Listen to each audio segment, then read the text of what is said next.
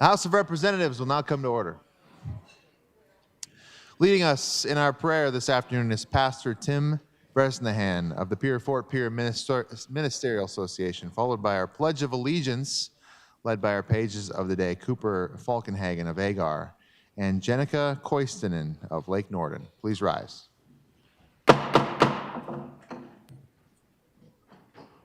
Yeah, join me in prayer if you would. Heavenly Father, we come before you this afternoon, acknowledging your goodness, acknowledging your beauty, and acknowledging just our desire to trust you and to follow you. God, we need your wisdom, we need your strength, we need your boldness, and ultimately we need your love. God, I lift up our legislators here this afternoon. I just pray your continued blessing upon them. I just pray a blessing upon their families and the regions and communities that they serve. And God, I pray that we would continue to progress together, to be united in the plans you have for our great state. We pray that it'd be a place of integrity, of hope, of futures, a fruitful life together. And again, we just come before you acknowledging our need of your guidance, of your wisdom in your ways. So guide us here today. For your glory we ask. In Jesus' name, amen. Aye.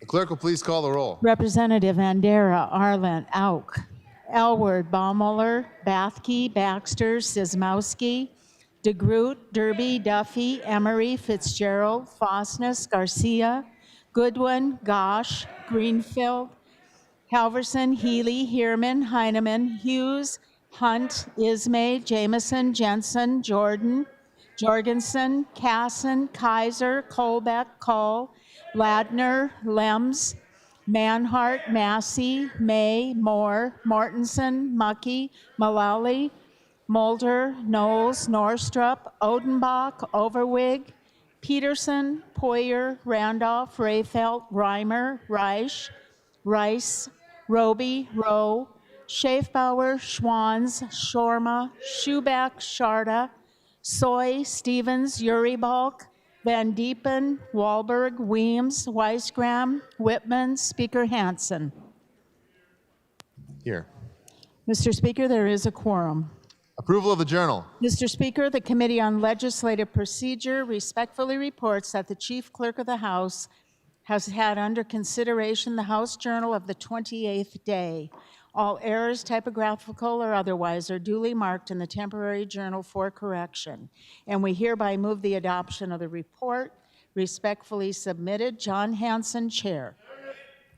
That motion having been made and seconded, are there any remarks? Seeing none, all those in favor of approval of the journal will signify by saying aye. Those opposed, nay. Motion carries. Communications.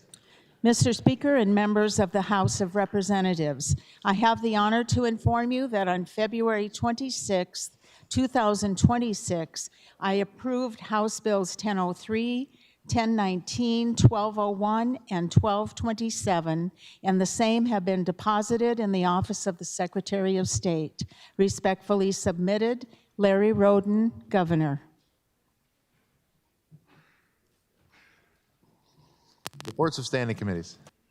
Mr. Speaker, the Committee on Legislative Procedure respectfully reports that the Office of Engrossing and Enrolling has carefully compared House Bill 1001, 1007, 1041, 1056, 1096, 1101, 1104, 1119, 1130, 1143, 1146, 1197, 1219, 1233, and 1260, and finds the same correctly enrolled. Respectfully submitted, John Hanson, Chair.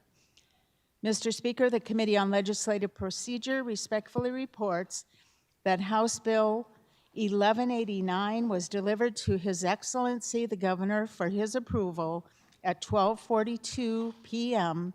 February 26, 2026. Respectfully submitted, John Hanson, Chair.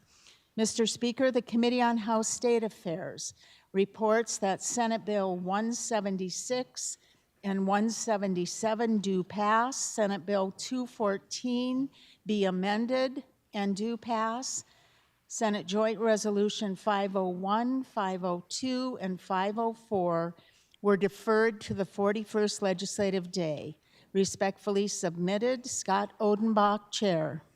Mr. Speaker, the Committee on House Military and Veterans Affairs reports that Senate Bill 60 do pass, Senate Bill 132 be amended and do pass and be placed on the consent calendar. Senate Bill 35 do pass and be placed on the consent calendar. Senate Bill 131 be amended and do pass. Respectfully submitted, Tim Goodwin, Chair. Mr. Speaker, the Committee on House Taxation reports that Senate Bill 154 do pass and be placed on the consent calendar. Senate Bill 183 was deferred to the 41st Legislative Day. Respectfully submitted, John Hughes, Vice Chair. Mr. Speaker, the Committee on House Health and Human Services reports that Senate Bill 90 be amended and do pass and be placed on the consent calendar. Senate Bill 15 and 87 do pass and be placed on the consent calendar. Respectfully submitted, Brian Mulder, Chair. Mr. Speaker, the Joint Committee on Appropriations reports that House Bill 1086 do pass. House Bill 1073 was deferred to the 41st Legislative Day. House Bill 1200 and 1202 be amended and do pass. House Bill 1204 and 1213 were tabled. Respectfully submitted, Mike Derby, co-chair. Mr. Speaker, the Committee on House Agriculture and Natural Resources reports that Senate Bill 115 and 156 were deferred to the 41st Legislative Day. Respectfully submitted, Marty Overweg, Chair. Messages from the Senate.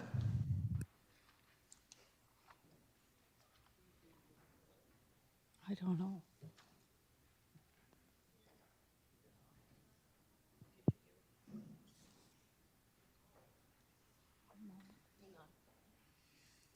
We'll be at ease for just a minute.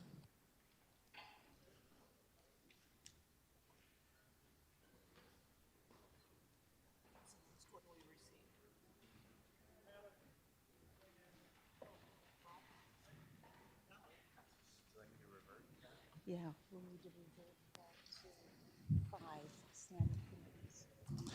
There being no objection, the House will now revert to order of business number 5, reports of standing committees. Mr. Speaker, the Committee on House Local Government reports that Senate Bill 236 and 237 do pass. Respectfully submitted, Greg Jameson, Chair.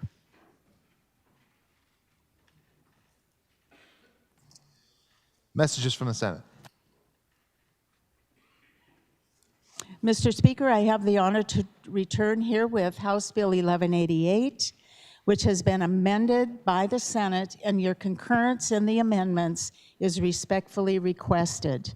Also, Mr. Speaker, I have the honor to return herewith House Bill 1001, 1007, 1041, 1056, 1096, 1101, 1104, 1119, 1130, 1143, 1146, 1197, 1233, and 1260, which have passed the Senate without change. Respectfully submitted, Peggy Lorenz, Secretary.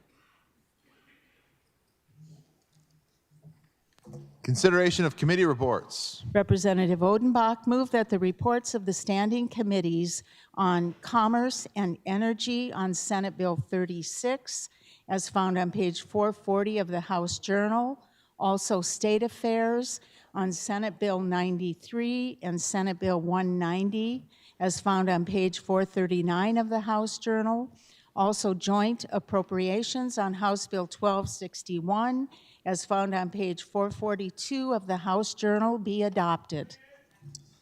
That Odenbach motion having been made and seconded, are there any remarks?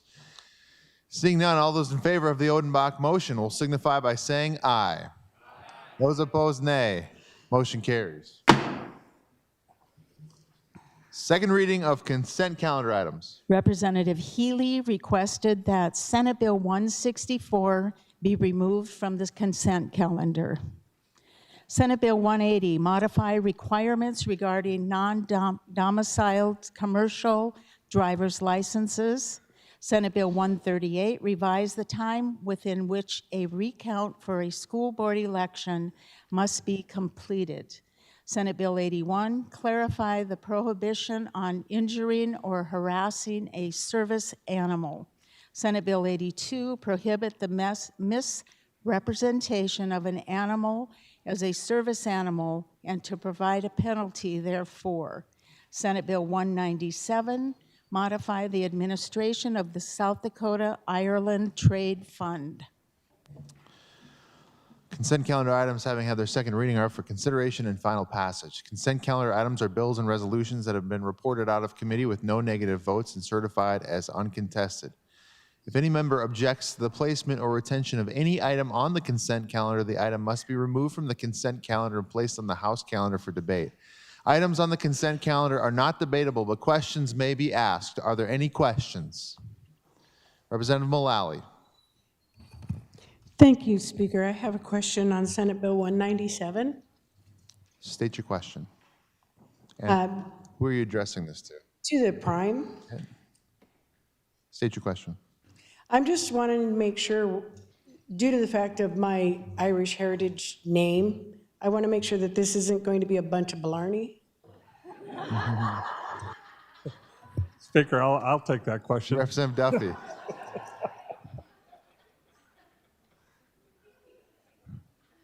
Any further questions? Seeing none, then the question before the House is final passage of the items on the consent calendar. All those in favor will vote yea. Those opposed, nay. The clerk will unlock the voting machine, and the members will proceed to vote. Representative DeGroot. Personal privilege? Granted. Got it straight this time, right? Got my speaker on. Anyway, this afternoon, I'd like to introduce my youngest grandson. His name is Everett. He's from T, South Dakota. And stand up, and there's my son-in-law, Ryan Dannon. Stand up, Ryan. He's a 15-year member of the full-time Army National Guard. Please help me welcome them to the Capitol today.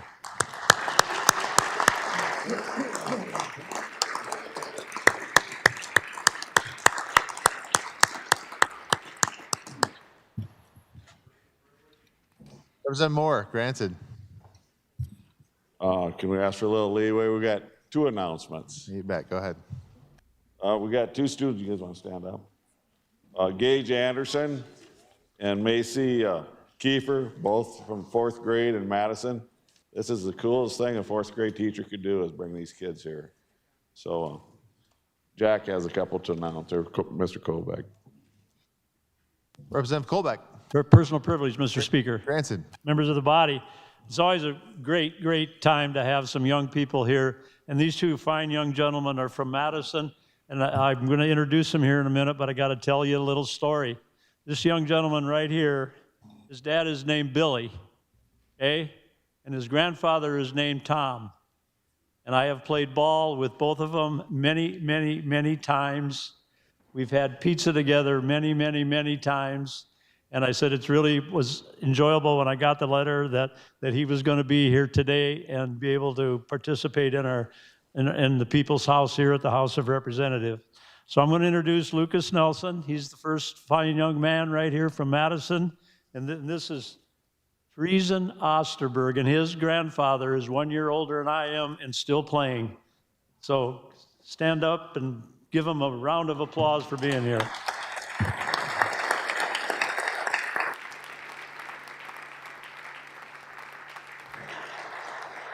Representative Wahlberg. Mr. Speaker, personal privilege? Granted. Great, thank you. I have a couple great little legislators with me. They're not only great legislators, but they're very close personal friends, and I want them to introduce themselves for me. What's your name? Josie Williams. Leighton Gust. They are part of a great group of 4 classes of fourth graders that are here, and I'm sure you've seen them running around the building and got the letters from them. So if we can all welcome these two young folks with us too.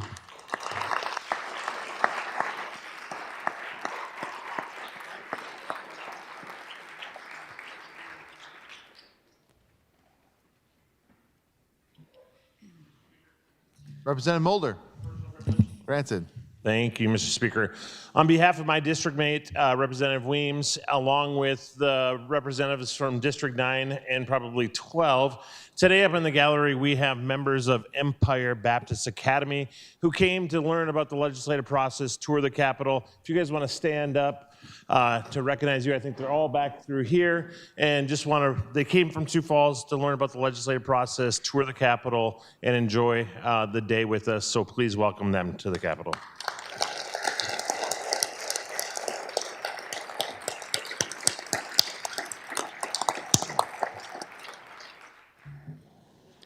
Representative Heerman. Mr. Speaker, all members have voted. The clerk will please display the vote. Mr. Speaker, there were ayes 66, excused 4. Consent calendar items having received the affirmative vote of the majority of members-elect are hereby declared passed. Any questions on the titles? Seeing none, the titles are deemed correct.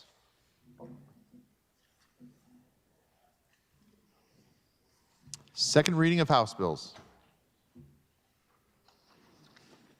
House Bill 1048, an act to make an appropriation for the expansion of broadband infrastructure and to declare an emergency. House Bill 1048, having had its second reading, is up for consideration and final passage. Are there any remarks? Representative Mucky. Thank you, Mr. Speaker. Well, I'm pleased to join my fellow appropriators in bringing you House Bill 1048 this afternoon. So what this does is appropriates $87 million in federal fund expenditure authority for expanding broadband infrastructure, improving access, and connecting the last mile for hard-to-reach locations in partnership with the U.S. Department of Commerce, NTIA, Broadband Equity Access and Deployment Program. So the BEAD program is what we're voting on today. The state of South Dakota has received a significant amount of investment in our broadband infrastructure. What I want to highlight for you for this particular bill, you would be voting on $87 million in federal fund expenditure authority that has already been awarded to South Dakota. This gives the authority for us to proceed forward with our efforts to continue to expand broadband access across the state. Now, you might ask, where are we at as far as our progress goes? Well, we made significant progress over the last number of years. Since, in particular, I want to kind of point out a timeline. Since 2019, South Dakota has invested over $300 million in combined federal, state, and private funds to expand high-speed broadband to every corner of the state. What you're voting on today is vital infrastructure for our state to make sure that every person has the ability to participate in state affairs, state economy, make sure that they have access to what is now critical, vital infrastructure to living in what is a digital world. I just want to highlight one thing that was brought up in committee was discussion on, are we capable of sending these funds back? And the answer to this question is these funds have already been allocated to South Dakota, and I'd like for them to make sure that we keep those funds here in the state. This is an important investment in our statewide infrastructure. It's extremely important to have this partnership, and also a really important way for our getting to the last mile of every corner of South Dakota and make sure that broadband is readily available. And so with that, Mr. Speaker, I ask for your green vote today. Thanks for the time, and let's move forward. Thank you. Further remarks on House Bill 1048? Are there any further remarks? Seeing no further remarks, the question before the House is final passage of House Bill 1048. Due to the appropriation and the emergency clause, House Bill 1048 does require a 2/3 vote. All those in favor will vote yea. Those opposed, nay. The clerk will unlock the voting machine, and the members will proceed to vote.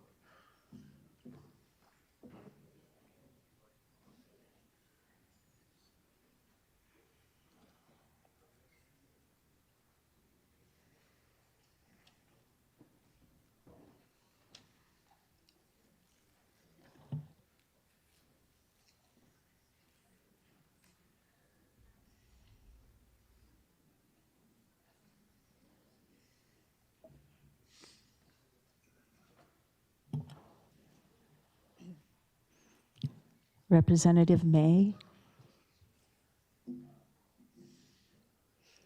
Mr. Speaker, all members have voted. The clerk will please display the vote. Mr. Speaker, there are ayes 55, nays 11, excused 4. House Bill 1048, having received the affirmative vote of 2/3 of the members elect, is hereby declared passed. Any questions on the title? Seeing none, the title is deemed correct. House Bill 1262, an act to make an appropriation for a non-residential school-based therapeutic services facility in Brown County and to declare an emergency. House Bill 1262, having had its second reading, is up for consideration and final passage. Are there any remarks? Representative Greenfield. Thank you, Mr. Speaker. House Bill 1262, as amended, asks for $2 million for infrastructure costs to establish an alternative learning center in Brown County, namely the hub city, Aberdeen, for elementary children who are seriously violent and cause disruptions in our schools. I have listened how dysfunctional the behavior has gotten in both our big and small schools. This is unbelievable. Imagine sending your little child or your grandchild to school and having his or her day totally ruined and feel intimidated by a person who overturns desks, breaks windows, punches holes in walls, bites others, including the teacher. It would definitely create fear in the little ones who have not such behavior. They end up not wanting to go to school. Teachers don't even want to be in a classroom where they get their teeth knocked loose or get bitten or scratched. And this is happening. This is happening. And it does nothing to improve teacher recruitment, by the way, either. Every year since I have been in the legislature, we've heard about mental health problems in our schools. I think this solution is a straightforward one and has a lot of credibility. By receiving a $2 million grant, we would be able to purchase a place, which actually is already built and readily available, for a day and therapeutic behavioral center. By establishing it in Aberdeen, we would be able to help students in many nearby towns and cities. We had testimony in our education committee, not only from Superintendent in Aberdeen, but also Groton, Warner, Ipswich, and Webster. We've also heard from Britain and Wilmot, so it's far-reaching. We have a plan in place with the Children's Home Society currently operating and has operated both in the Hills and in Sioux Falls, and they will operate and staff this center once we put it in place. And there's a lot of people that have worked very, very hard on this. Aberdeen residents also want skin in the game and are going to be providing donations, as they have been very generous with their foundations in the past in promoting education. I'm very passionate about this alternative learning program. It could offer hope and help for so many of our youngsters who seem to be falling through the cracks. These youngsters do not qualify for special education, and they're too young to be left at home by themselves when schools can no longer address their needs. If you remember, House Bill 1017 that we passed earlier was described as the need for having a place for children. And this bill provides the solution. So there is a chance that having a place for these children that are young, as well as lending qualified help to their parents, gives new hope for the schools and for the children of that area. Schools would pay a daily rate for the students to attend. It would be only a daycare, or not daycare, a day center, a therapeutic center. And I believe the cost was like $175 a day, but that's already built into the school system per student allocation. It may actually be a savings to the schools who are currently even sending these students out of state because they can no longer help them with their needs. We are here to protect and to serve. And I think we've done this with the elderly, with the disabled, and I think we need to do this with the elementary students as well. We need to have productive and useful citizens for the future. We do not need to have a legislature in the several years ahead to have to get together and rack their brains and wonder how they're going to have enough money to put another wing on the correctional system. Folks, if we don't catch these kids at the front end, we're certainly, and I mean certainly, we're going to see them on the back end, because these behavioral violence tendencies just are not going to go away and solve themselves. Walberg yields. Thank you. There needs to be intervention and healing for the children and the families, and I feel it must be now. We're ready for this. Please vote green on HB 1272 as amended.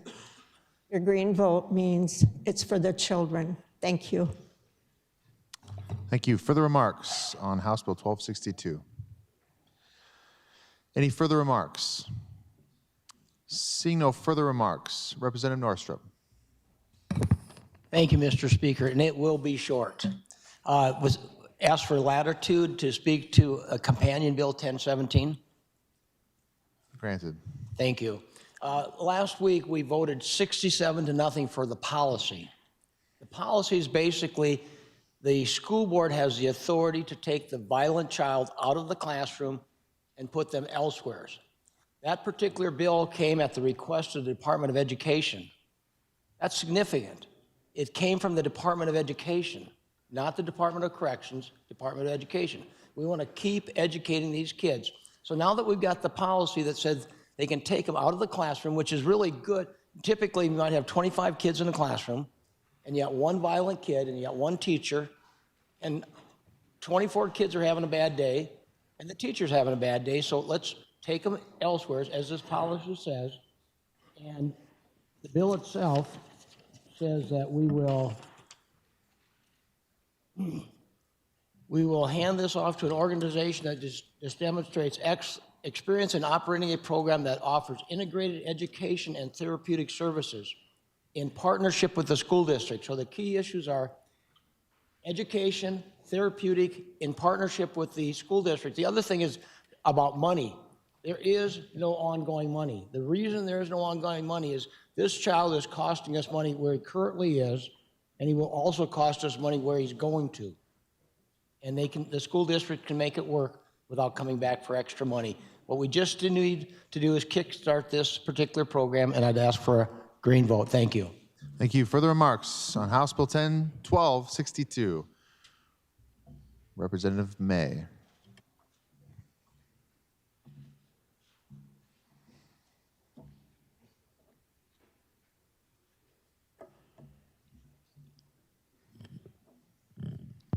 Thank you, Mr. Speaker. Well, my good friend and my good friend behind me, I don't relish on standing up here and, well, I like their bill, okay? First, let me just say that. I like their bill. I realize what they're trying to do. But I've been here a while, and I can't remember the year, 2013, maybe 15. This Capitol was packed. And we had to do something. We had so many troubled children. We didn't have anywhere to go. We needed to change plans. We brought Senate Bill 70 to deal with the adults, and 73 with the juveniles. And I try not to get emotional about it, but in the area that I live in, we have a lot of these same issues. And I realize that this is not a carve-out. I'm not going to call it that. It is in the northeast corner of the state, and yes, it's going to, we've been assured that it's going to take in probably 10 different counties. My problem is, and I think about this, I've been down here long enough that I think, what have we ever done? Do we ever accomplish anything? Do we, if the problems get brought before us and yet We think we're doing the right thing, but we're not doing the right thing. And there was a lot of heartburn over 70 and 73. We closed down so many facilities across the state, facilities that children in my area were able to use, and we don't have those facilities anymore. We've moved to these private nonprofits. We're shipping kids out of state. I think the real question that everybody in this body and this side and the other side and downstairs on second floor needs to understand, this is not getting better. And it's not going to get better. I would like to have the statistics from the good representative from Clark or my good friend back here.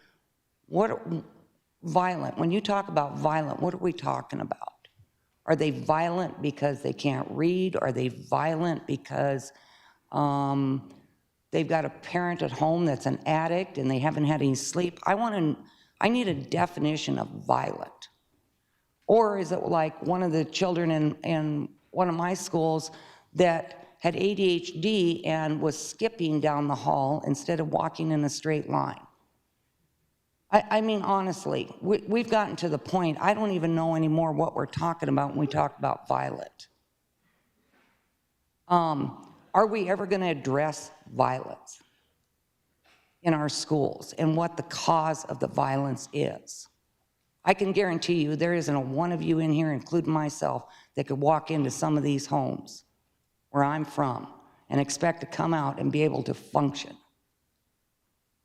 So I get just a little bit tired of the hypocrisy around here that we can't do anything in education where the problem is, and we know it is, and it's not with the teachers. We don't have the courage to face the problem. Not every kid learns the same or comes from the same environment. We have to be bigger than the rest of it. We have to look, we've got to cover the whole thing. We try to do a one-size-fits-all. It's not working, and it's getting worse. So I was going to bring an amendment and make this statewide. I'm not going to do that because I got it off my chest. I am very tired of this. We come back down here every year, and we've got this little problem we got to fix and this little problem, but nobody's willing to address the real issue in the room. I support teachers. I love teachers. My daughter's a teacher. She's dedicated her life to it. I get it, but everybody in this room better get with the program, because this is just the beginning of something in 4 years. I'm predicting 4 years. It's going to be over. Thank you. Thank you. Further remarks, Representative DeGroot. Mr. Speaker, I'm going to try to get back on the bill. I just want to give you a little background. I sat on a large juvenile justice committee this summer, and we put together a large educational committee this summer. And I've been out of the game for 9 years, and I was taken aback by what's happening out there in our schools. And I can't explain it any better than the good representative from Clark. She did a wonderful job laying everything out and what the behaviors are.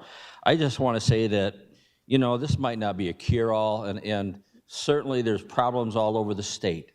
There is a program in Rapid City, there's a program in Sioux Falls, and we're just asking for $2 million startup, buy a building, and then the school district will take on the additional cost. It's a proven program, 18 months, and these kids, on an average, these kids come out and they can go back in the regular classroom. I can't imagine any better way to spend money than investing in first, second, and third graders, getting them back in line and try to get them back in public education. And we all know, Representative from Kyle, a lot of it's home issues, but when you're dealing with behaviors and these types of schools, they'll reach into the homes and they will deal with those behavioral problems, and hopefully that they can be corrected. We need to start doing something, otherwise it's going to be too late. And I like what the good Representative Clark said. We should catch them on the front end, otherwise we're certainly going to catch them on the back end. So anyway, I encourage you with all my heart to vote green on this bill and pass this and give that part of the state some hope. All those superintendents came down and talked. These kids are driving back and forth. There's going to be a lot of skin in the game to make this work. My superintendent in Brookings is jealous because we didn't get out in front of this and try to get one. There are going to be other ones that will be maybe out west and reach a larger geographical area, but this is a wonderful start, and I thank the good superintendent from Aberdeen and the good representative from Clark to bring this bill forward, and please vote green. Thank you. Further remarks on House Bill 1262, Representative Ladner. Thank you, Mr. Speaker. I totally understand the frustration. We had Star Academy closed that was in Custer. It was a beautiful setting, peaceful. The community welcomed them, embraced them, wanted them there. And they sold that and closed it piece by piece. Now it's homes. It can't be brought back. They tore it down. At the same time, I understand why the rear view mirror is very small and the windshield is very large, because we need to keep looking forward. We can't always be looking back, although we should learn from that. We should learn from what we went through. These children have also gone through COVID when a lot of the bad behaviors began. The teachers now in Custer are catching desks that are thrown at them and other students. It's a mild little community in the hills, peaceful, but the kids aren't. So looking forward, I think we need to look at solutions, and I think that this bill is a good start to that. Thank you. Further remarks on House Bill 1262? Any further remarks? Anything in closing, Representative Greenfield? Representative Greenfield in closing. Thank you, Mr. Speaker. You know, I love my dear friend from Kyle. We've always been very close, and I understand her pain in seeing the frustrations that occur every day out where she lives. I'm hoping that we can get this plan into place, and hopefully even by fall, to address the needs of the children in that area. And I'm also hoping and praying that once it proves to be successful, that it can be reaching out to other areas that really, really need it. The question came up about violence. What is violence? Well, to me, it means out of control. Unable to control your emotions to the point where you're either hurting yourself or hurting others or destroying property. It is not skipping down the hall. ADHD is not included in this. That's a defined special education need. And so we're not looking at special education kids. We're not going to take those kids and bus them because they have special needs and separate them. That isn't the intention. As far as diagnosing, I do agree with my friend. We need to diagnose. We need to know why the kids are acting the way they are. You know, we mentioned alcohol, drugs, very, very violent home lives. I guess, you know, if I was a little kid and I saw my father get mad and throw something out the window and break it, I would think that that's how I would cope when I didn't get my way in the classroom, because children learn what they live. They absolutely do. The Children's Home Society will be there to diagnose. They'll be there to try to dig to find out why the child is acting that way.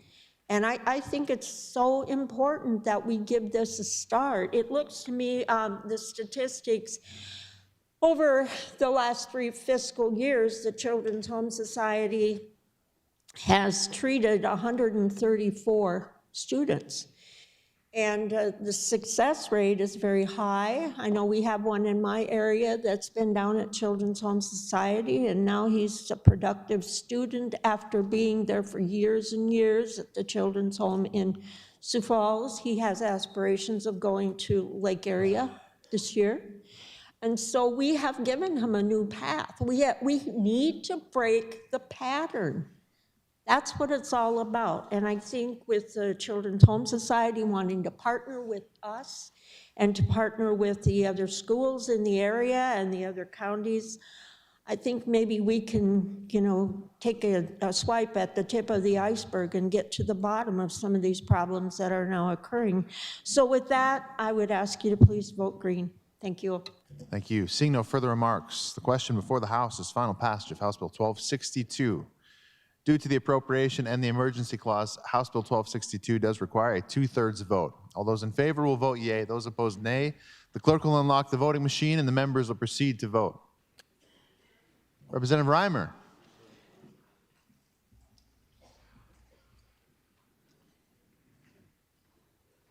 Personal privilege. Granted. Thank you, Mr. Speaker. Well, members of the House,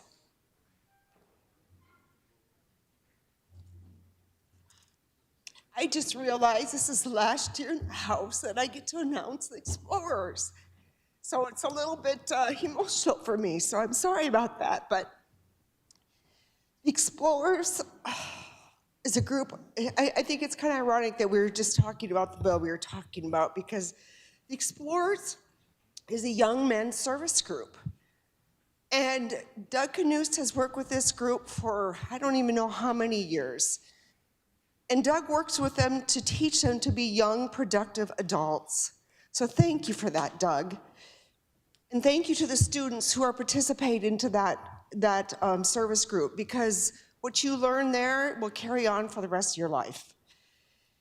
So there are 43 young men in this group this year.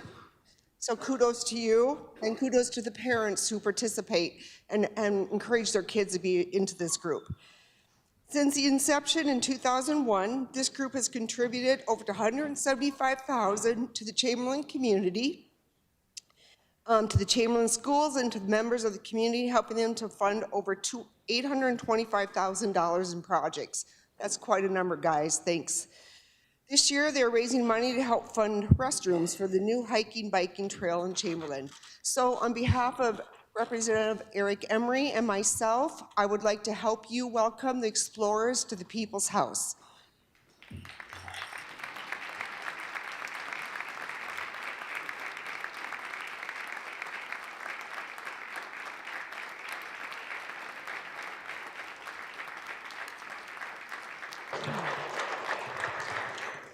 Overweight votes aye. Representative Reich. Personal privilege. Granted.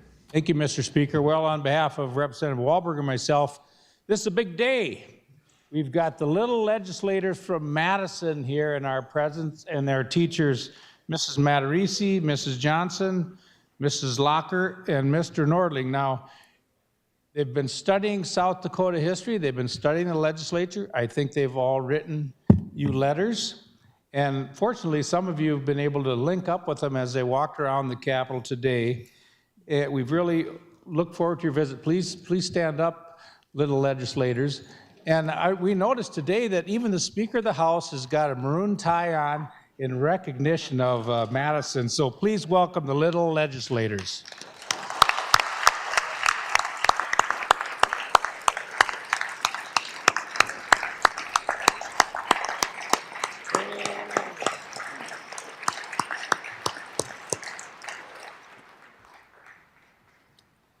Mr. Speaker, all members have voted. Clerk will please display the vote. Mr. Speaker, there were ayes 61, nays 5, excused 4. House Bill 1262 having received the affirmative vote of 2/3 of the members elect, it's hereby declared passed. Any questions on the title? Seeing none, the title is deemed correct. Second reading of Senate bills. Senate Bill 89, an act to create a task force to study the provisions of emergency medical services as an essential service and the funding thereof. Senate Bill 89 having had its second reading is up for consideration and final passage. Are there any remarks? Representative Emery. Thank you, Mr. Speaker. Members of the House, I bring you Senate Bill 89. This bill creates an emergency medical service task force to develop the recommendations for EMS funding as an essential service here in South Dakota. So let's be honest, EMS is already functions as an essential service in practice. When someone calls 911, whether it's in Sioux Falls, Presho, Buffalo are on the most remote road in the Black Hills. When you call 911, an ambulance is expected to respond. We don't check a balance sheet. We don't check how much money is in our bank account. It simply responds. But while expectation is statewide, the funding model is patchwork and inconsistent. Services across South Dakota are facing workforce shortages, aging fleets, rising supply costs, and reimbursement rates that don't fall within the true cost of readiness for EMS. And the readiness is the key word. EMS isn't about transport that you bill for, but it's about maintaining trained professionals, equipped ambulances, and 24/7 response capabilities every single day. Senate Bill 89 doesn't impose a tax. It doesn't declare EMS as an essential service overnight. It takes a measured step. It brings together members of the Health, Human Services, and Taxation Committees from both chambers to study the sustainable funding models for EMS, renewing reimbursement models, bringing stakeholders to the table, and returning on November 1st with recommendations to do such. If we agree EMS as a critical infrastructure like roads, bridges, water systems, then we must examine how do we keep it sustainable for future generations. Critical infrastructure cannot rely on hope and unstable funding. This bill allows us to do the work responsibly, grounded in data and fiscal responsibilities, and so EMS in South Dakota is built to endure. I respectfully ask for your support on Senate Bill 89. Thank you. Thank you. Further remarks on Senate Bill 89, Representative Walberg. Thank you, Mr. Speaker. I just want to give a me too to the great representative that's mentioned the bill and just say we accomplished a lot of things this past summer with the EMS Summer Study Committee, but there was a lot of things that we could not get to. We addressed a lot of those concerns. We brought them up, and I hope you will also support the green vote so we can continue it and bring you folks a great bill to support our EMS agencies and make them essential services for next year. Thank you. Thank you. Further remarks? Senate Bill 89. Any further remarks? Seeing no further remarks, the question before the House is final passage of Senate Bill 89. All those in favor will vote yea. Those opposed, nay. The clerk will unlock the voting machine and the members will proceed to vote.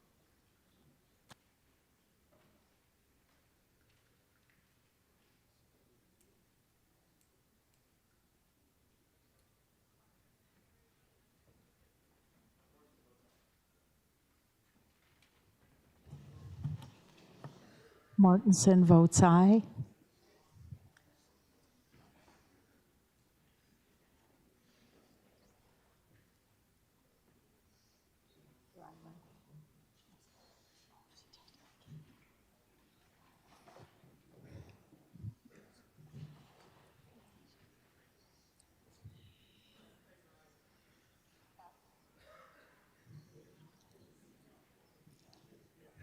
Kaiser votes aye.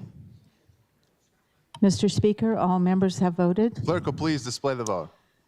Mr. Speaker, there were ayes 61, nays 5, excused 4. Senate Bill 89, having received the affirmative vote of the majority of members elect, is hereby declared passed. Any questions on the title? Seeing none, the title is deemed correct.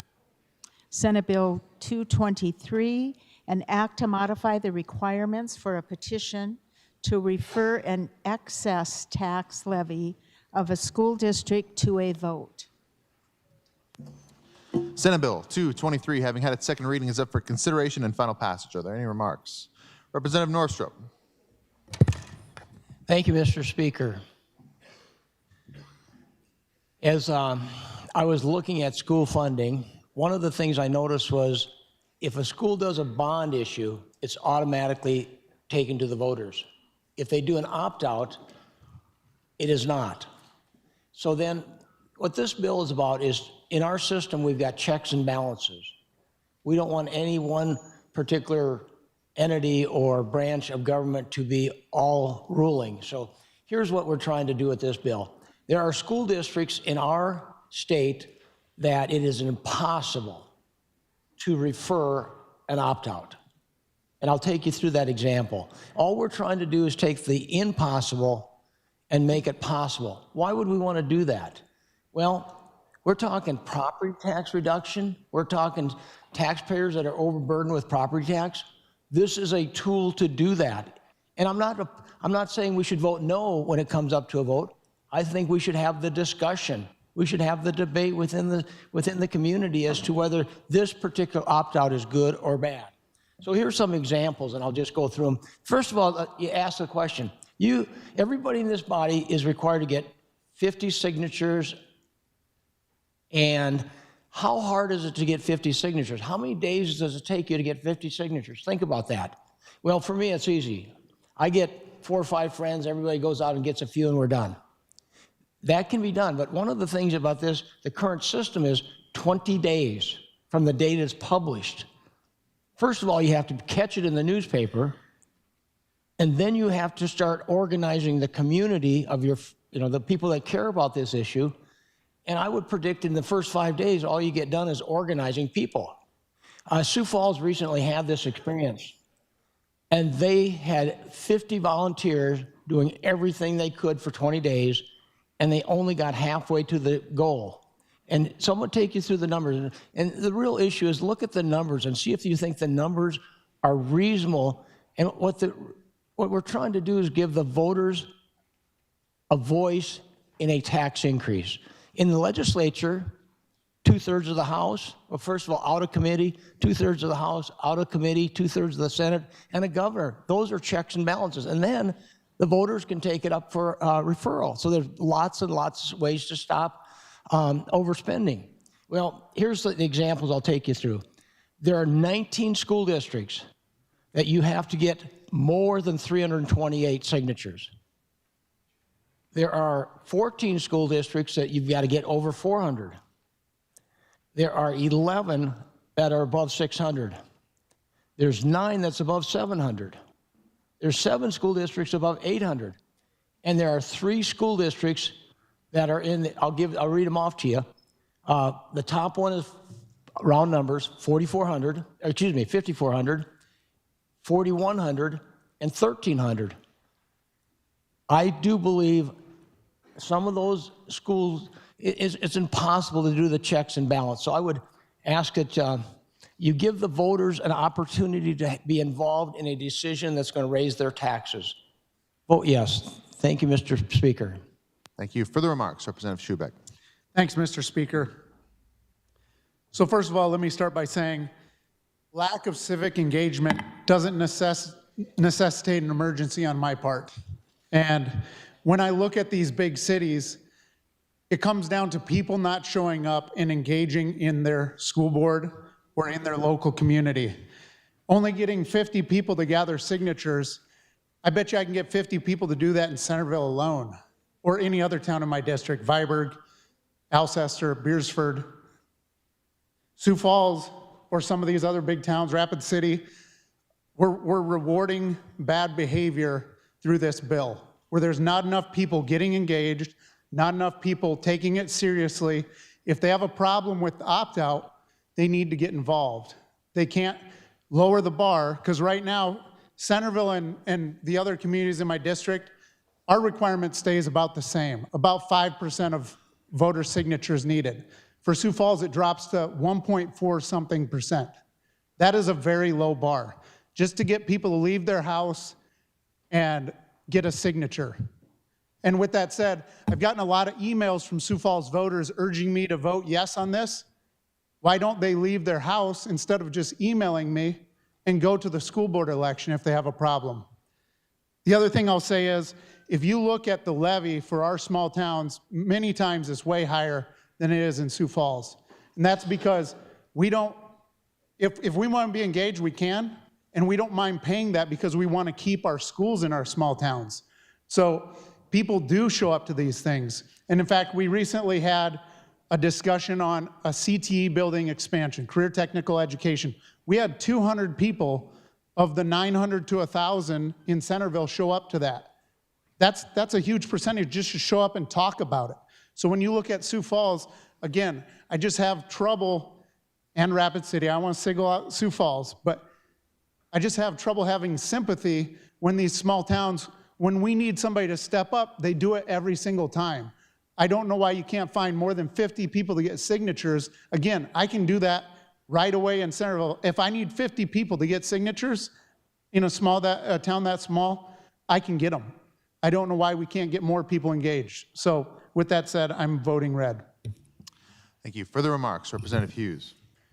Thank you, Mr. Speaker. Well, you know, our legislature adopted a one-size-fits-all formula for referral of an excess levy to the voters.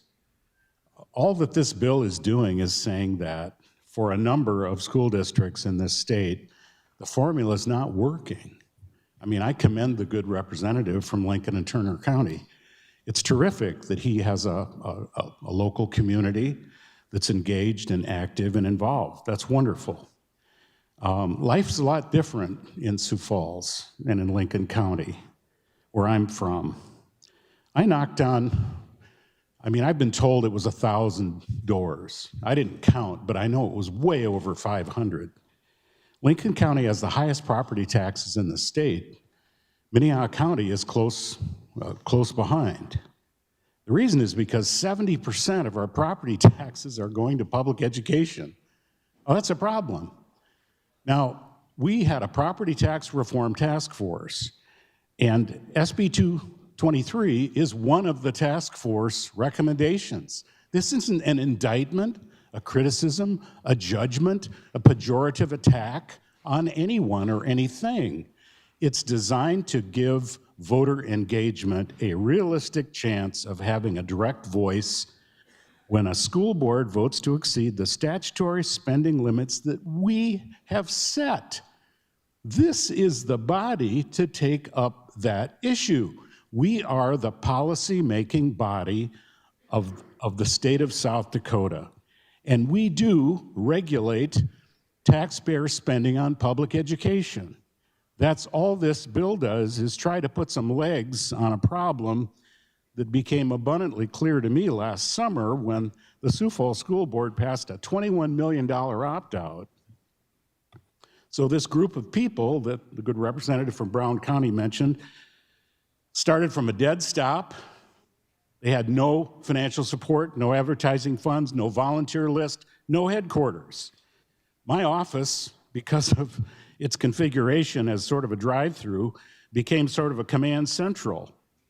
These folks worked hard. They needed to raise 5,500 signatures in 20 days. Can you believe that they raised 2,300 signatures? And almost everyone who was asked signed, but even that wasn't enough. Now, let's put this into perspective. The signatures gathered were only 600 short of the total number who voted in the last school board election. To put it in further perspective, to run for governor in South Dakota, you only need 2,200 signatures and you have 90 days to raise them. Come on, folks. Why should it be this hard for our taxpayers to refer a school district excess levy?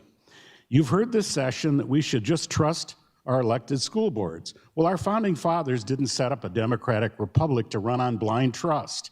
We have a system of checks and balances. We have led the nation in voter initiative and referendum powers in this state. That's all we're doing, is providing a realistic referral option. There are those who say that citizens should just attend school board meetings. My goodness, young families today and the elderly can barely make ends meet. What have we had, 20% inflation in the last few years? They're struggling to pay their bills. They're going to their jobs. They're dealing with high property taxes. It's not a whole lot of discretionary time that's available.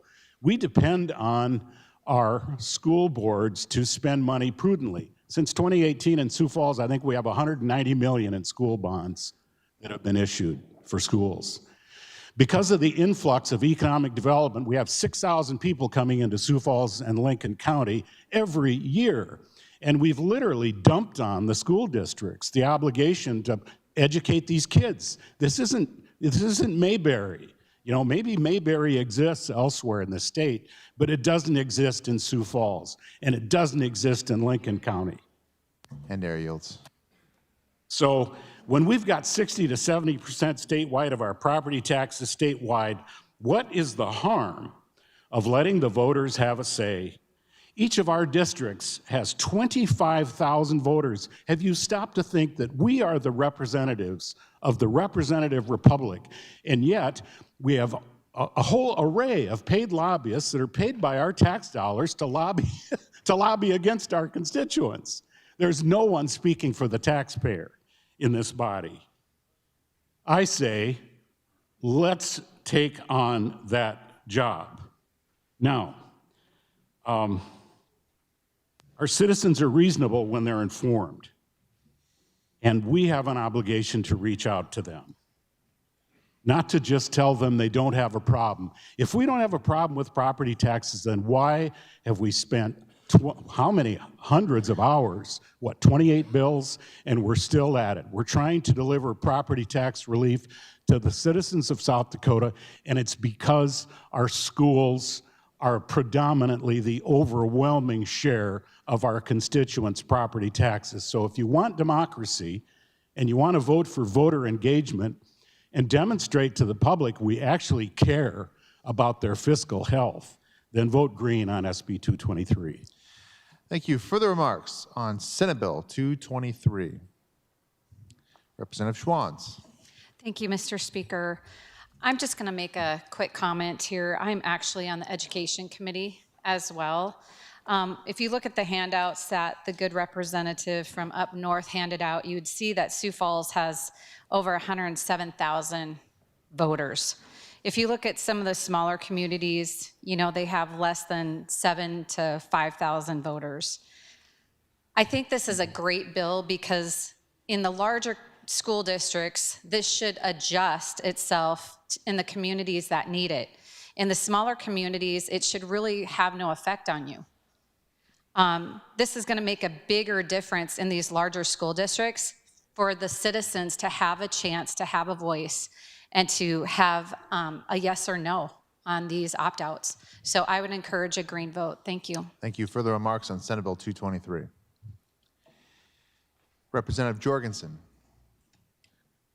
Thank you, Mr. Speaker. I too rise in support of this. I'm not quite sure why I am getting feedback that some school boards feel like this undercuts their authority, but we're a representative form of government. I would think we would want to hear what the voters have to say. And I think in most school districts, even mine, the requirement right now is not unreasonable. But in Sioux Falls and these larger districts, it seems pretty unreasonable to me, the requirement. But more importantly, I would think the people that open their checkbooks, the ones that are writing those taxes, we would want them to have more of a voice instead of less of a voice. So I'm going to encourage you to vote green. Thank you. Thank you. Further remarks on Senate Bill 223? Any further remarks? Representative Norstrup, in closing. Thank you, Mr. Speaker. We should learn from history. When we did the Blue Ribbon Task Force, we raised sales tax 0.5%. And that raised, I believe it was 110 million. About 38 million was designed for property tax reduction. So what we did was sales tax up 110 million, and then the rest of the balance was for enhancing teacher salaries. But the key issue is this. We allocated $38 million back to the property taxpayers. And approximately 5 or 6 million of that went to Sioux Falls. And the rest went throughout the rest of the state. Well, history shows this. That school district immediately did an opt-out for $5 million. Think about that. We gave them $5 or $6 or $7 million reduction in taxes, and the school board took away $5 million. If we go down this path again, and as we go through the process, design a system where we're going to give a property tax reduction. If you pass this bill, It will allow the voters of Sioux Falls or Rapid City or Aberdeen a voice in that decision. If you choose to go red and the school board takes away everything we gave them, we'll be here in a few years from now saying, oh, we've got excessive taxes. We got to fix it. Well, how many times are we going to fix it if the opt-out just takes it away? This is the easiest vote. Vote green. Thank you. Seeing no further remarks, the question before the House is final passage of Senate Bill 223. All those in favor will vote yea. Those opposed, nay. The clerk will unlock the voting machine, and the members will proceed to vote. Representative Sismowski. Thank you, Mr. Speaker. Well, I rise today for a personal privilege to recognize my seatmate, the good Representative Bathke, and Command Sergeant Major Bathke. He's on the other side of the world. He's watching as we speak. And I just want to send a message to you, Command Sergeant Major, that we miss you. We appreciate you and what you're doing, defending and serving our country. We send our prayers. And I also want to confess and thank you all at the same time for me enjoying your popcorn and candy this year. So with that, I want you all to please join me in saluting Command Sergeant Major Bathke and the good representative from Mitchell, South Dakota. So we salute you.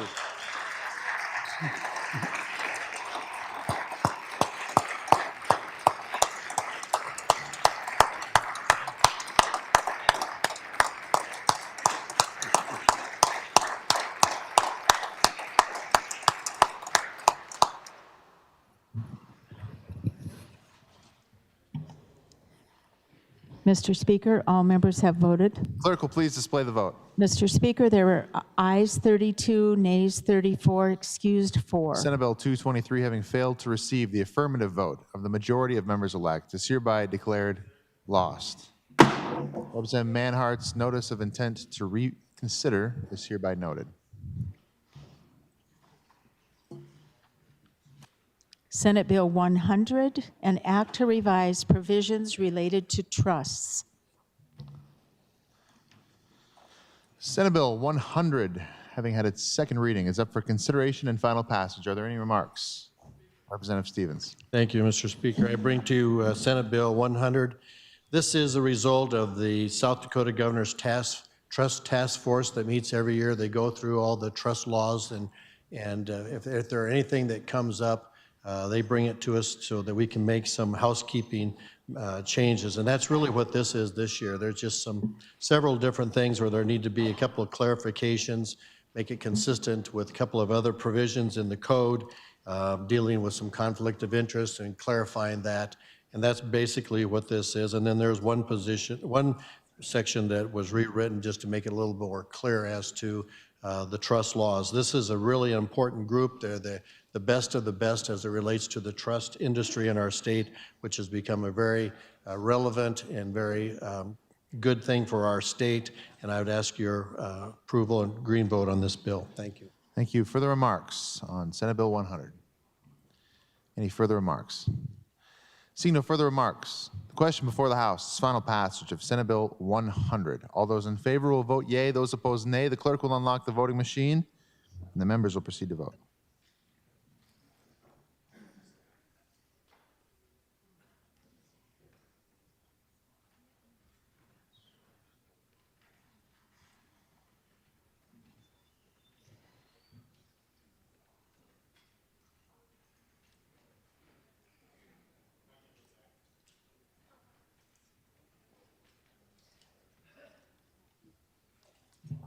Mucky votes aye.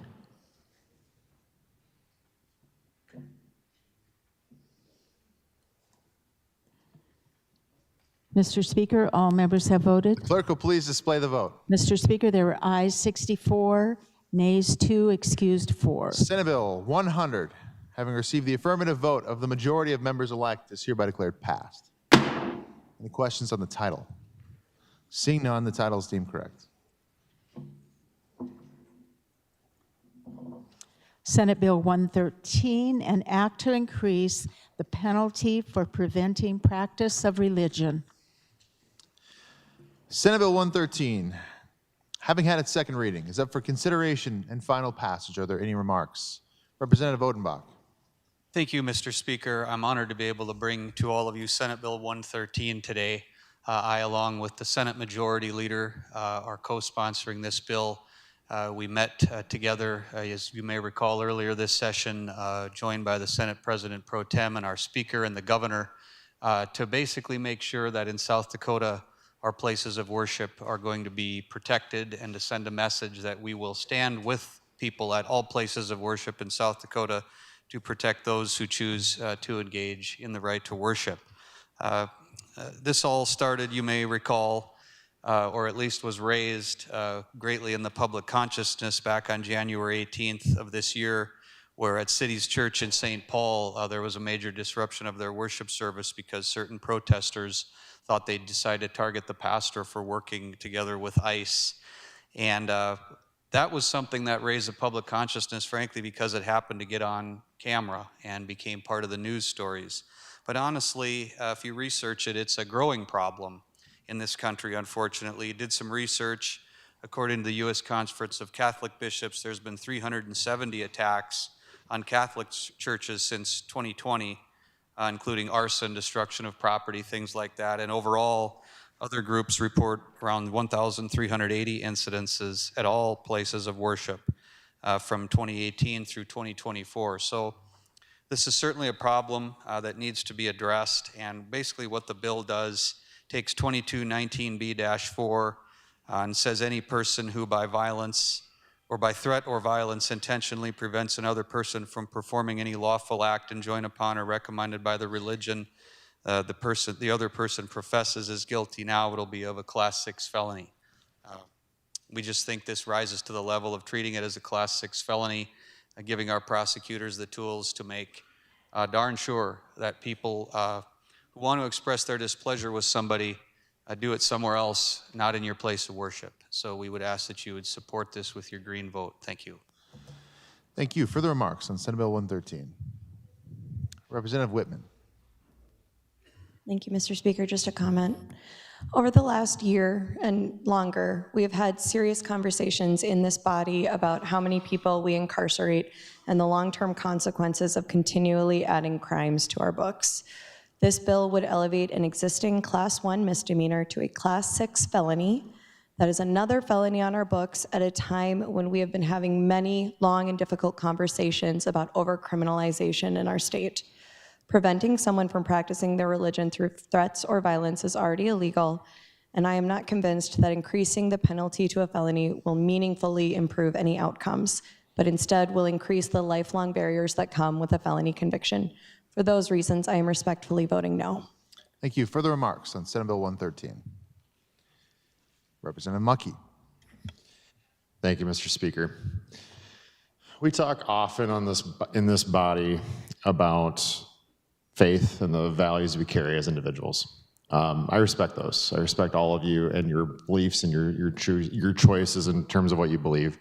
Faith has long been a practice of mine down to my childhood in Corsica, and a very common refrain in that part of the country in a Dutch Reformed church. And I believe that we should be protecting folks, which is what the law actually has available to us right now. You are protected. You're protected from harm in terms of our laws when it comes to violent crime, for example, as well. When I think about this bill, and I don't, to the prime sponsor's comments about Minneapolis and what was happening there, I don't know what they were doing. I don't know what they were thinking in terms of their approach, and I don't know that I necessarily agree with those practices. What I don't agree with, though, in this particular bill is that I don't think this is frankly necessary. We already have protections for folks to be able to practice their faith of all types. I respect all of you. I respect all of your views. I don't know that this bill does anything really tangibly to address the problem when it comes to what was shared by the prime sponsor. That's not coming to South Dakota right now. But I also want to say, too, this is important. We already have protections for folks practicing their faith. So I encourage you to vote red today. Thank you, Mr. Speaker. Thank you. Further remarks on Senate Bill 113? Any further remarks? Representative Schaefbauer. Thank you, Mr. Speaker.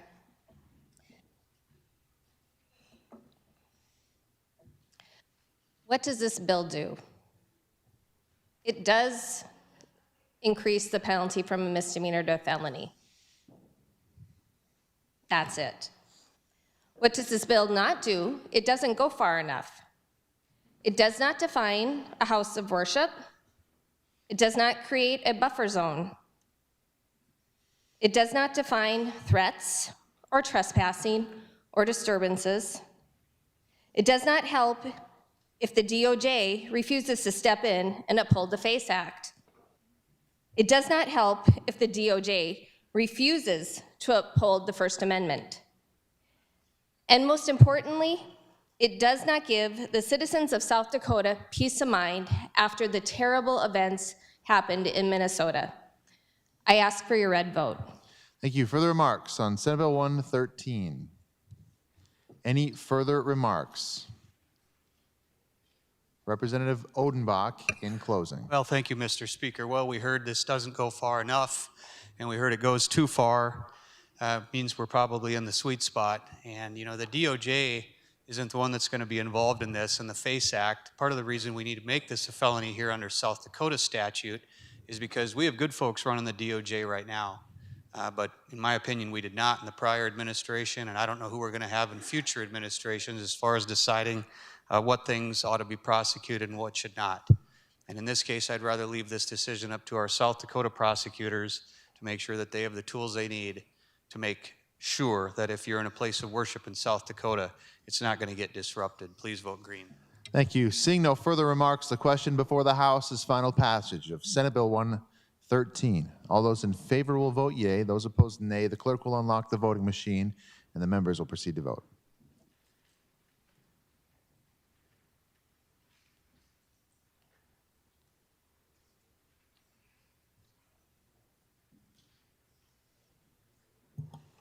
Reich votes aye.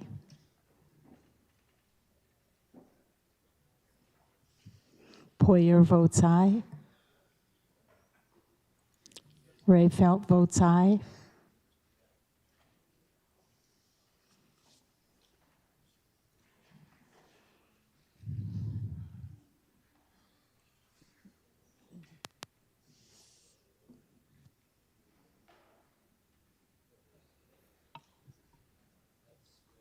Mr. Speaker, all members have voted. The clerk will please display the vote. Mr. Speaker, there were ayes 48, nays 18, excused 4. Senate Bill 113, having received the affirmative vote of the majority of members elect, is hereby declared passed. Any questions on the title? Seeing none, the title is deemed correct. Senate Bill 32, an act to amend and repeal provisions pertaining to the ballot requirements for certain elections and to declare an emergency.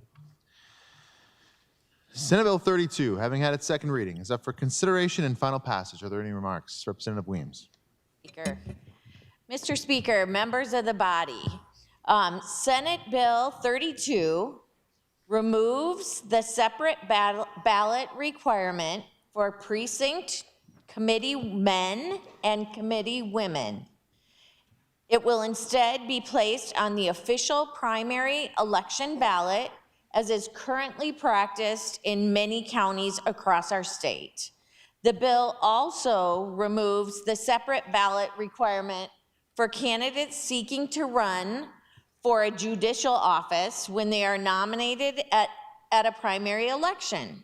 They will be placed on the official primary election ballot as currently practiced in many of our counties.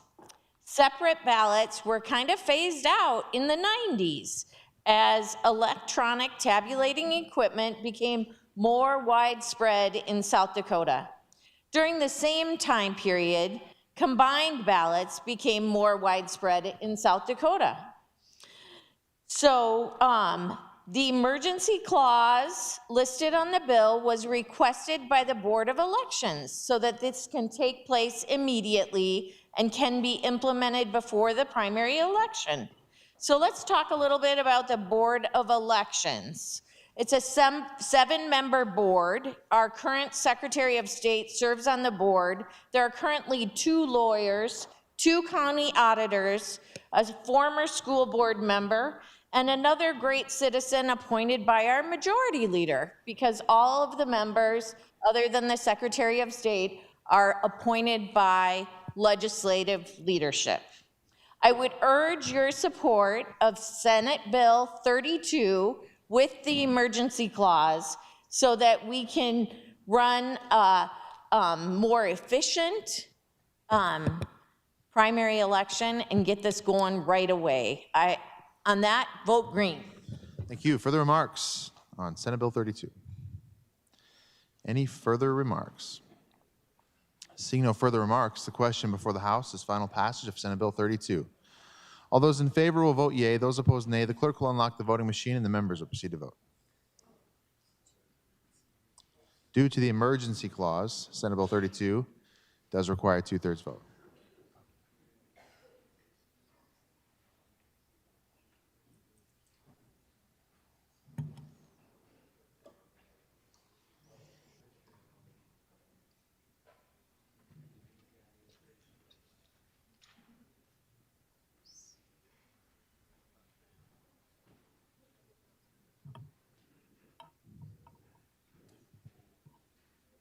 Representative DeGroot, Representative Sharma. Mr. Speaker, all members have voted. The clerk will please display the vote. Mr. Speaker, there are ayes 61, nays 5, excused 4. Senate Bill 32, having received the affirmative vote of the majority of members elect, is hereby declared passed. Any questions on the title? Seeing none, the title is deemed correct. Senate Bill 101, an act to amend provisions pertaining to the duties of presidential electors. Senate Bill 101, having had its second reading, is up for consideration and final passage. Are there any remarks? Representative Reimer. Thank you, Mr. Speaker. Members of the House, today I bring you SB 101. And it is simple, but it's very important. It requires our presidential electors to cast their vote for the candidate who wins a majority of South Dakota's general election. It preserves the integrity of our process and ensures that the will of our voters is what gets counted in DC. The concern is straightforward. What happens if the electors votes contrary to the choice of their state's electorate? While rare, faithless electors are real. In 2016, we saw an unprecedented number nationwide. Some electors were replaced under laws like the one you see before you today. But 7 electoral votes were successfully cast for someone other than the candidate they were pledged to support. Yes, 7 votes. So this is not hypothetical, it did happen. And here in South Dakota, we've had vacancies on our slate of electors in 3 presidential elections. Filling those vacancies can be complicated, requiring coordination with the governor's office, the U.S. Archives, and Congress. SB 101 provides clarity. It creates a clean, automatic process to replace an elector who refuses or is unable to serve, ensuring that 3 electoral votes are cast exactly as the voters directed. The governor's office supports the process laid out in this bill, and yet at the end of the day, this is about confidence. When South Dakotans vote, they expect their decision to be honored fully and faithfully. I respectfully ask for your support. Vote green. Thank you. Further remarks on Senate Bill 101? Any further remarks? Seeing no further remarks, the question before the House is final passage of Senate Bill 101. All those in favor will vote yea. Those opposed, nay. The clerk will unlock the voting machine, and the members will proceed to vote. Representative Van Diepen. Personal privilege? Granted. On behalf of Representative Greenfield and myself, we see some leadership hearing people in town to visit us at our Capitol and understand what we're doing. So everybody would just welcome to their Capitol. Thank you.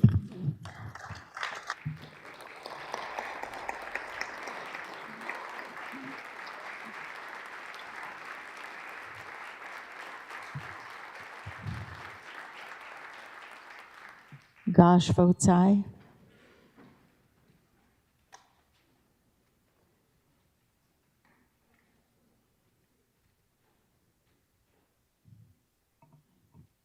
Representative Stevens, Representative Uribok. Mr. Speaker, all members have voted. Clerk will please display the vote. Mr. Speaker, there were ayes 66, excused 4. Senate Bill 101, having received the affirmative vote of the majority of members elect, is hereby declared passed. Any questions on the title? Seeing none, the title is deemed correct. Senate Bill 88, an act to clarify the procedure for a potential condemner to examine real property absent the property owner's permission. Senate Bill 88, having had its second reading, is up for consideration and final passage. Are there any remarks? Representative Lems. Well, thank you, Mr. Speaker. Members of the House, I am proud to bring you today Senate Bill 88. So South Dakota has a tradition of strong property rights stemming from the early Dakota Territory. But occasionally, we do have interpretations of law or laws that are changed over time that we need to revisit. So the impetus for Senate Bill 88 comes from the survey law that was put into place in 2016. South Dakota Codified Law 21-35-31 addresses projects that require a siting permit with the Public Utilities Commission that are also vested with eminent domain for a public use, and they may cause an examination and survey without permission. So I just want to remind you, we're talking about, in this section of law, the very big projects that have to have a permit. So since its enactment, this law was hardly ever used from 2016 until about the year 2022. So what happened during that time is that citizens, myself included, were caught unaware about this law. There was a lot of confusion, and for a few years, there was just a lot of questions swirling around, and then the court challenges began. The challenges to this law began. So there were hundreds of families at that time that were engaged in lawsuits over this. They collectively spent hundreds of thousands of dollars of their own money over about 3 years' time. So while all of this was going on, we were in session in 2024, and we brought some changes to 21-35-31 during that session. There were some provisions on notice that clarified the requirements of the condemner, and then there was also language that was added that provided a $500 payment for a survey. So while all the lawsuits were swirling, they rose all the way up to the Supreme Court level. And in August of that same year of 2024, a decision came down. It was a unanimous decision that stated that the invasive style surveys, we're talking about the deep trenching and the boring, that was unconstitutional. It also stated that a jury must establish just compensation, so the $500 payment must be struck out. So with this guidance, this bill establishes that invasive style surveying is not allowed and that a jury must establish just compensation. So, just to clarify, that means a survey that requires a boots-on-the-ground approach with minimal soil disturbance is still allowed. Invasive style surveying is not allowed. So this bill will memorialize the Supreme Court decision within our statute. It will bring clarity and hopefully save South Dakotans heartache in future lawsuits, moving us in a positive direction by once again shoring up our property rights. Please vote green. Thank you. Further remarks on Senate Bill 88?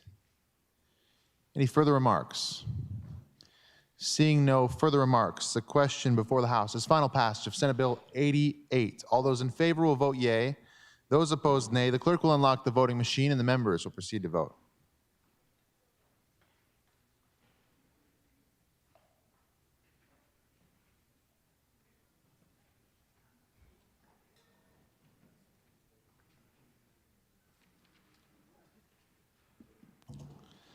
Is there a doctor of the day in the gallery? Doesn't look like it.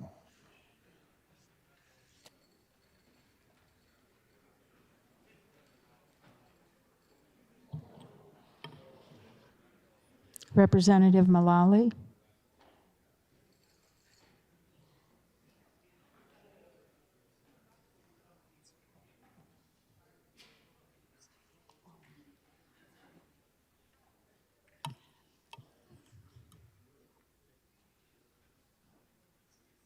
Representative Yes. Jameson. Granted. Thank you, Mr. Speaker. Last night, there was a pool tournament for the House, and I'm not sure who the winners were, but I have a trophy here for them.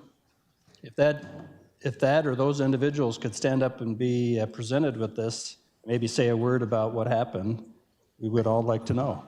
Oh, Representative Derby. thank you, Mr. Speaker. I'm humbled to be asked to do this. So much humility. Mr. Speaker, latitude to use personal names on the floor? Okay, granted. Okay, thank you. Well, I happen to get a partner, maybe you know him, Dean Krogman. And the beauty of the pool tournament last night, we had play-by-play by Representative Will Paul Allen Mortensen. And second place, actually I'm being presented with the trophy from the winner of the second place, my intern, Allie Hermson, who got second place along with Representative Halverson, and we happened to win. Thank you.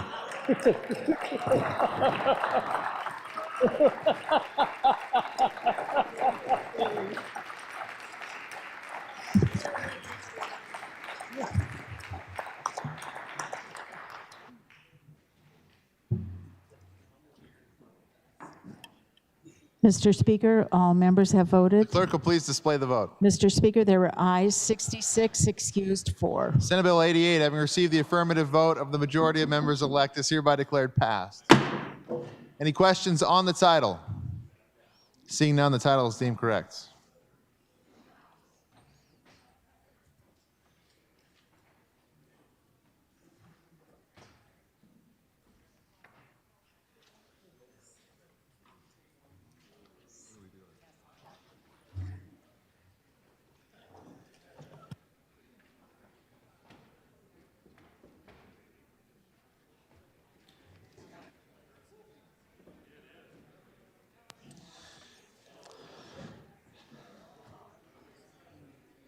The Constitution requires the Speaker to sign bills in open session.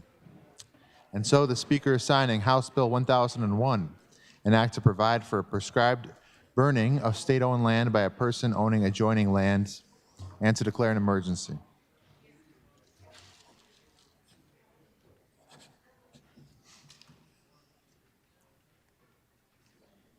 Speaker is signing House Bill 1007, an act to amend the definition of law enforcement officer to include tribal law enforcement officers.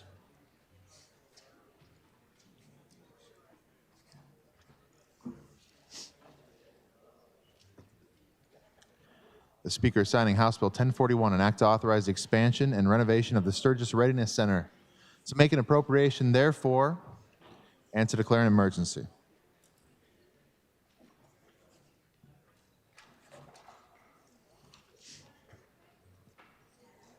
Speaker signing House Bill 1056, an act to require that the Department of Social Services submit a federal waiver request to exclude soft drinks from the Supplemental Nutrition Assistance Program.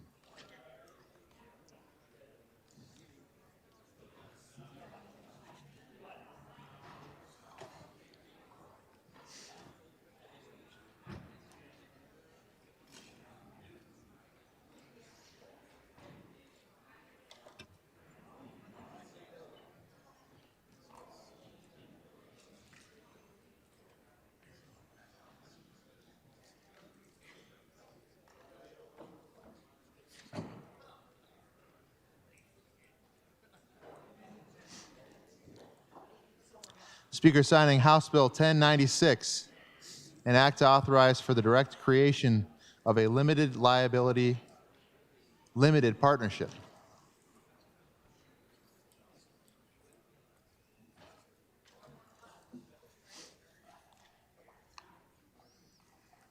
Speaker signing House Bill 1101, an act to prohibit an insurer from declining or limiting life, disability, or long-term care insurance policies based solely on an individual's status as a living organ donor.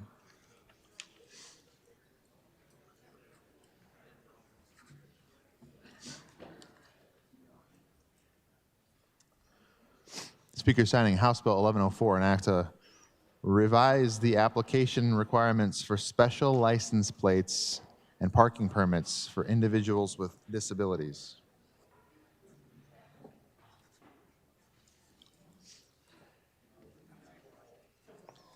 The Speaker is signing House Bill 1119, an act to modify provisions regarding directors serving on a Farm Mutual Insurers Board.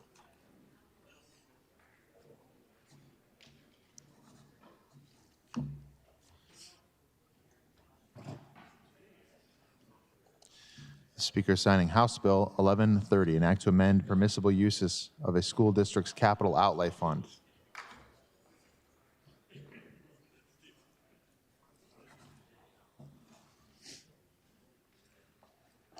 Speaker signing House Bill 1143, an act to authorize the possession and self-administration of diabetes medications by a student on school property and at school-related events and activities.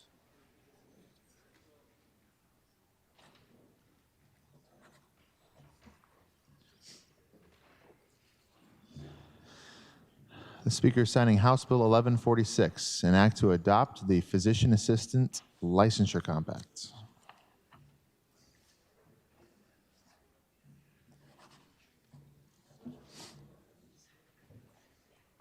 The Speaker is signing House Bill 1197, an act to revise a provision related to the venue of adoption proceedings.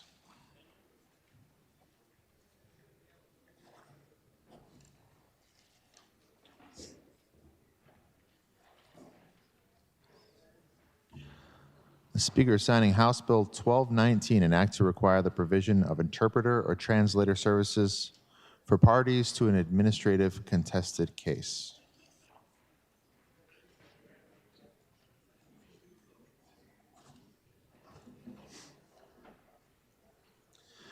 The Speaker is signing House Bill 1233, an act to modify provisions for a tax collection agreement with an Indian tribe.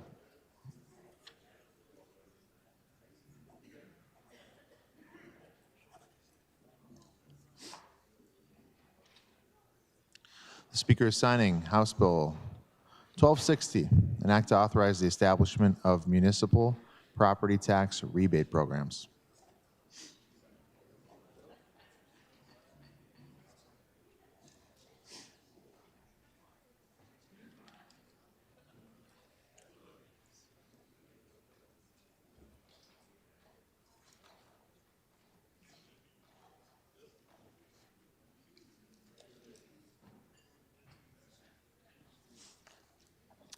Speaker is signing Senate Bill 31, an act to permit the use of a confirmation letter to verify a voter's registration.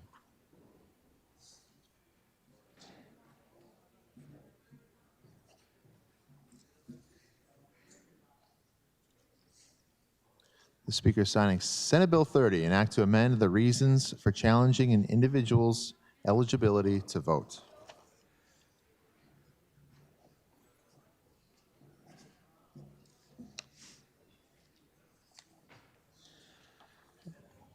And the Speaker is signing Senate Bill 25, an act to update provisions related to the permit application process for proposed energy and transmission facilities.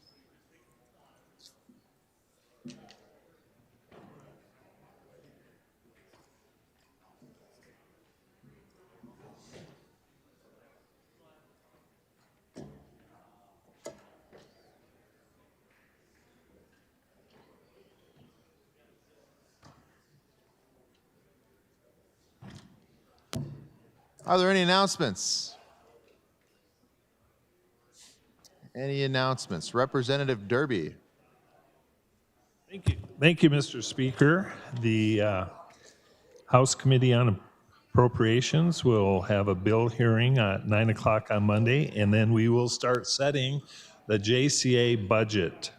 Thank you. Thank you. Representative Odenbach. Thank you, Mr. Speaker. House State Affairs meets Monday morning 7:45 a.m. and 4:14 to consider 5 bills.